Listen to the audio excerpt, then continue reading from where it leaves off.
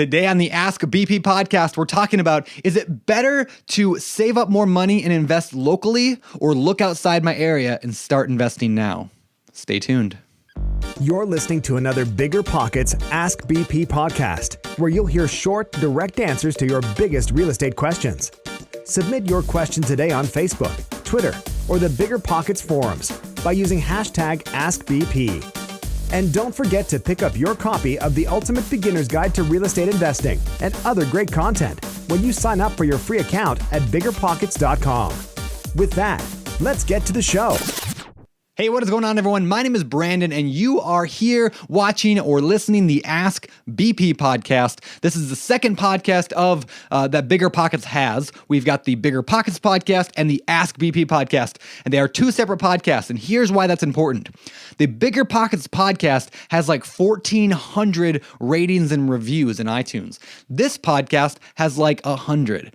Wah, wah. So if you've left a rating or review for the BiggerPockets podcast, you can also leave one for this podcast, and it would really help me out. The other thing that would really help me out more than anything in the world is if you hit that subscribe button in iTunes. If you're in your iPhone or if you're in iTunes, hit that subscribe button. That way you get notified of the newest content when it comes out. But also, that is one of the biggest indicators that iTunes looks for in showing other people this podcast. So if you're enjoying this podcast, that is the best way that you can pay me back and give me a big ol' hug is by hitting that subscribe button. So with that, let's get to today's question. And today's question comes to us from Solomon from Tacoma, Washington. And Solomon asks, would you recommend continuing to save and buy in an area I'm familiar with, or invest out of my immediate area to get started immediately? I love this question because this is an issue that a lot of investors are facing right now all across America and all across the world. You see, we hear about people that are investing in real estate in other areas and they're way cheaper prices. And then we look in our own backyard and we're like, man, that's a lot more expensive here than it is where I live. And so the question becomes, do I need to just keep saving up money in my area and stay local, or should I go invest at a distance? Now, we've talked on other Ask BP episodes about investing at a distance versus investing locally. And so a little bit of this is going to be repeating that, but I think there's an important distinction in that, should you just save up a little bit more to invest locally? Now, the benefit of investing locally, of course, is that you know the market much better. You know, hopefully, where the industry is moving. You know what's the good neighborhood, what's the bad neighborhood, what do you want to stay away from? I think that's important.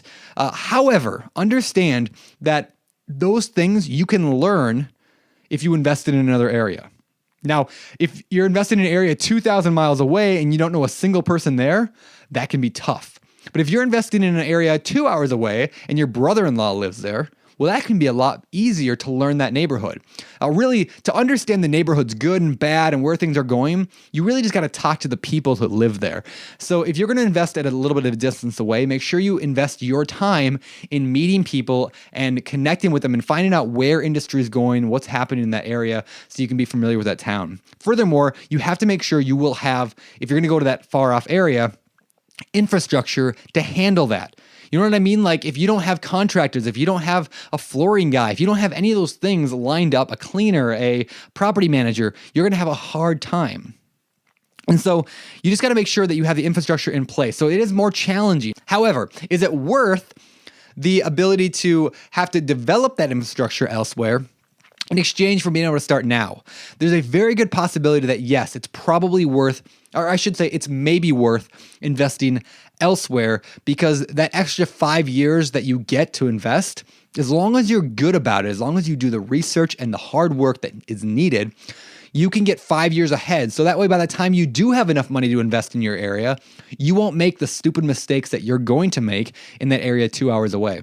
So I would start that way. I would start not investing across the country, but I would look in a 2-hour radius of yourself and invest there. Drive there every weekend or once a week, drive down there for a day. Meet with people, agents, property managers, mortgage people. Go call up the mayor and ask him to have coffee. I mean, like, whatever you got to do, go down there, meet with the people in that area, learn what's going on in that area, and then get really, really confident in that area. It would not take many trips to one area to find out the area, what it's like in that area. And so you just got to do the work, you got to hustle, you got to get out there. It's not that much different from investing in your own area, but you might be able to get much better deals and shave off a good 5 years off your long-term plan. So again, it kind of comes down to who you are and what you're willing to do. But I do believe it is possible to invest within a 2-hour drive of yourself and get started sooner rather than later. So Solomon from Tacoma, I hope that helps answer your question.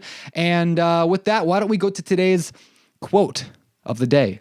Today's quote comes from, once again, Mr. Walt Disney, because I am in Disneyland right now. While you're watching this, probably I'm in Disneyland. And today's quote comes from Walt, and it says, "The difference between winning and losing is most often not quitting." So, there's a quote that I heard Shia LaBeouf say also. I'll just throw in a second quote here. Yeah, the guy who's in like Holes, and he's like the Disney kid, and now he's in like, I don't know, a bunch of other weird movies. So he said the other day on this motivational video that was really funny. You can look it up on YouTube.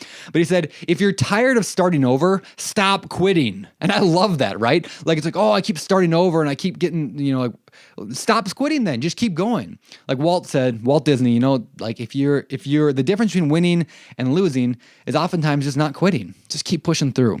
So that's my encouragement to you today. If you're struggling, if you're not sure what to do, just keep pushing through, keep learning. Don't keep making the stupid mistakes, but hustle and do what it takes to be able to learn and to be successful and grow as a real estate investor. So with that, let's get out of here. Remember, in pursuit of your dreams, don't just learn, but take action. For the Ask BP podcast, my name is Brandon, signing off.